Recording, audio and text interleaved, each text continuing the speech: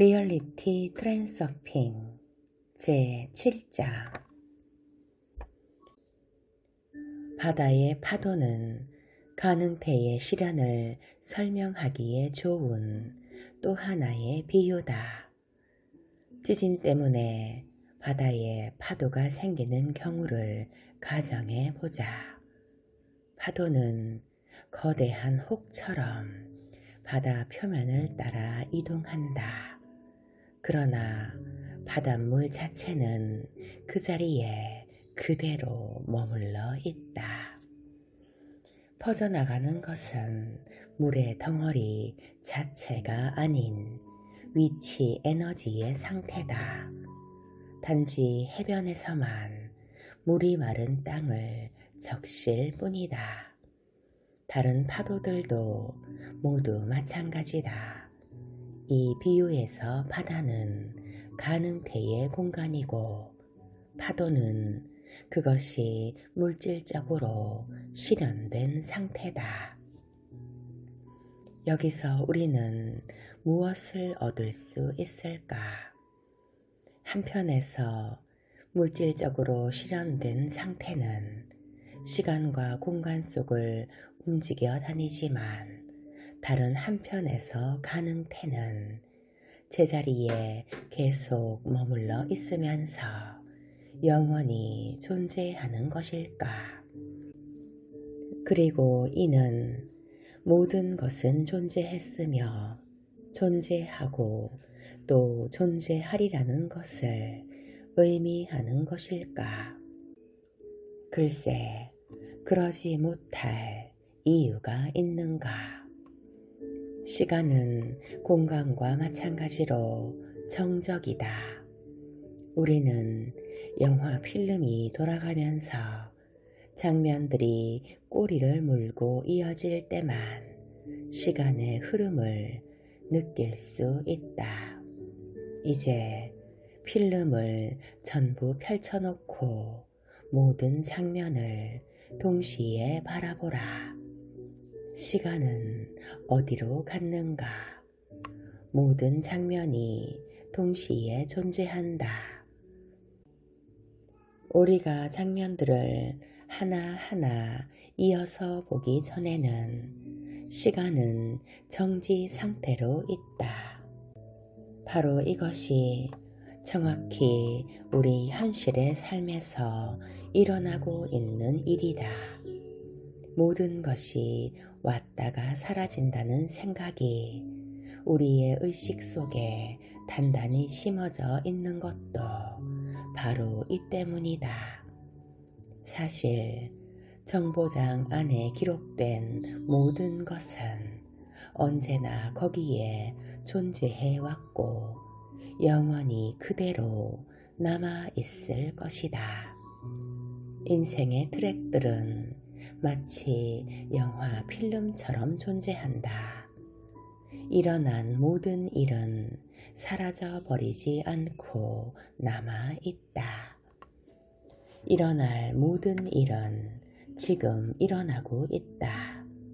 현재란 가능태 공간 속의 특정 구역이 당신의 인생 트랙 위에 실현되어 나타난 것 뿐이다.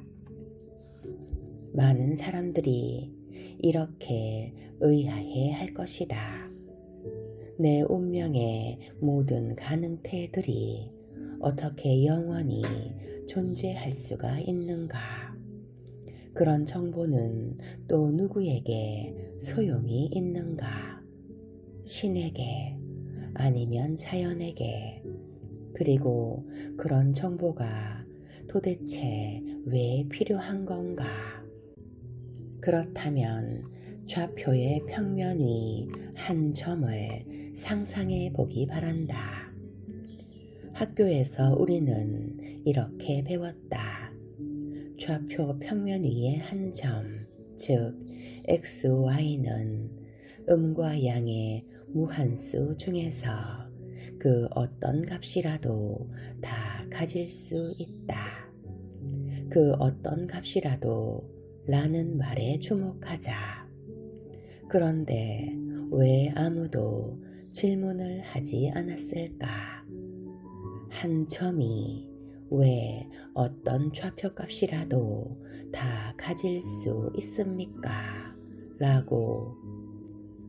자, 이제 선형 함수를 따라 움직이는 한 점을 머릿속에 그려보자.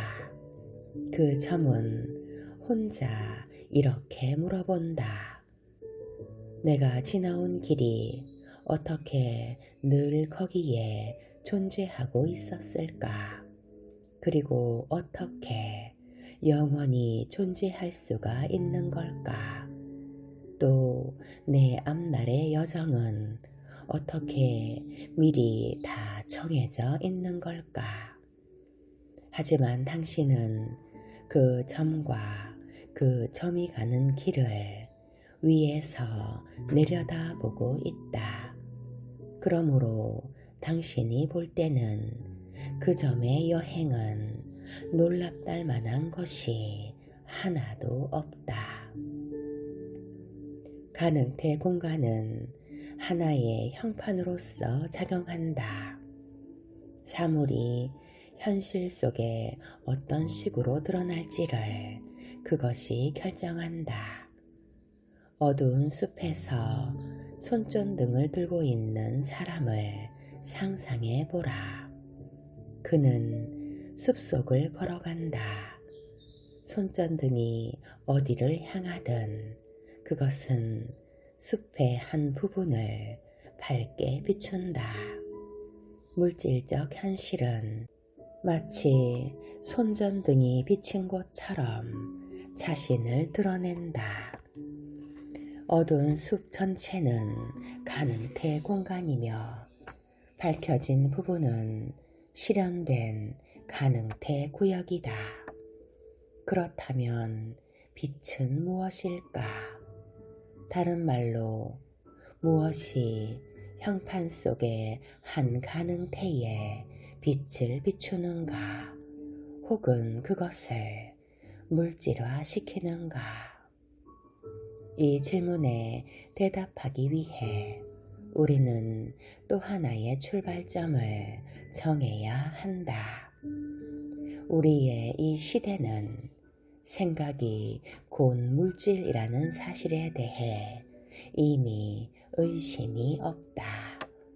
현실은 우리에게 두 가지 모습으로 나타난다.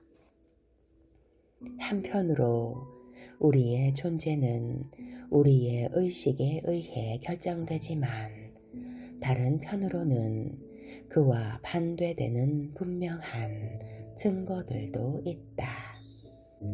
생각은 행동의 동기로서만 작용하는 것이 아니고 우리의 현실에 직접적인 영향을 끼치기도 한다. 예컨대 우리가 가장 두려워하는 일은 실현되는 경우가 많다. 물론 당신은 그것이 생각이 실현된 게 아니라 불길한 예감이 맞아 떨어진 것이라고 반박할 수 있다.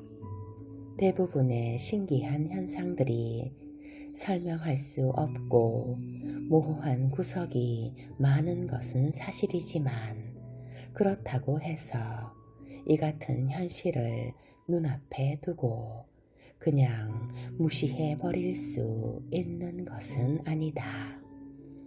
생각이 현실에 직접 영향력을 행사한다는 사실을 뒷받침하는 증거들이 많이 있기 때문이다. 어떤 식으로든 의식은 사람의 운명을 형성시킨다. 이 책은 그런 일이 어떻게 일어날 수 있는지에 대해 이야기하려는 것이다. 다음의 진술을 우리의 출발점으로 삼아보자. 산염 에너지의 파동은 잠재된 가능태를 물질화시킨다. 현실은 의식이 결정하는 어떤 형태로도 실현될 수 있으므로 이 진술은 옳다. 이 가정이 옳다는 증거는 일상의 삶에서뿐만 아니라 양자 물리학 실험에서도 찾을 수 있다.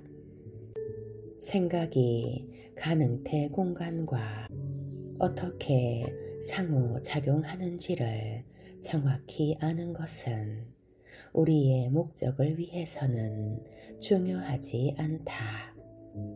정보 전달 과정이 어떻게 일어나는지는 아직도 분명히 밝혀지지 않았다.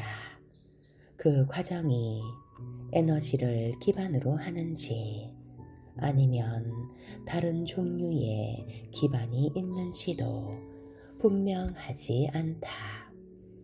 문제를 단순하게 만들기 위해 산염 에너지의 파동이 가능태 공간의 특정 센터를 밝게 비추어 그 결과로 그 가능태가 물질화된다고 가정하자. 산염의 파동은 가능태 공간 내에서 자신의 해당 섹터를 찾아낼 것이다. 그러면 그 특정 센터의 가능태가 물질화된다. 이런 과정을 통해 의식이 현실을 결정할 수 있는 것이다. 이것이 현실이 실현되는 유일한 방법임을 명심해야 한다. 순수한 명상만으로는 바라는 현실을 만들어낼 수 없다. 허공에서 물건을 물질화시키는 능력을 지닌 사람들도 있지만 이런 사람들은 희귀하고 자신의 능력을 떠벌리고 다니지도 않는다. 아무튼 생각은 행동과 마찬가지로 사람의 운명에 동일한 영향력을 미친다. 사람들은 행동이 가시적인 결과를 끌어온다는 손쉬운 설명에 익숙해 있다. 생각의 영향은 보통 눈에 띄지 않으므로 설명할 수도 예측할 수도 없다. 생각과 그에 따른 사건들 사이에 일목요연한 인과관계를 보여준다는 것은 상대적으로 어려운 일로 보일 수 있다. 그러나 당신은 곧 한 사람의 생각이 그의 현실에 직접적인 영향을 미친다는 사실을 깨닫게 될 것이다. 사람은 정확히 자신이 선택한 것을 얻는다. 당신은 곧 한 사람의 생각이 그의 현실에 직접적인 영향을 미친다는 사실을 깨닫게 될 것이다. 사람은 정확히 자신이 선택한 것을 얻는다.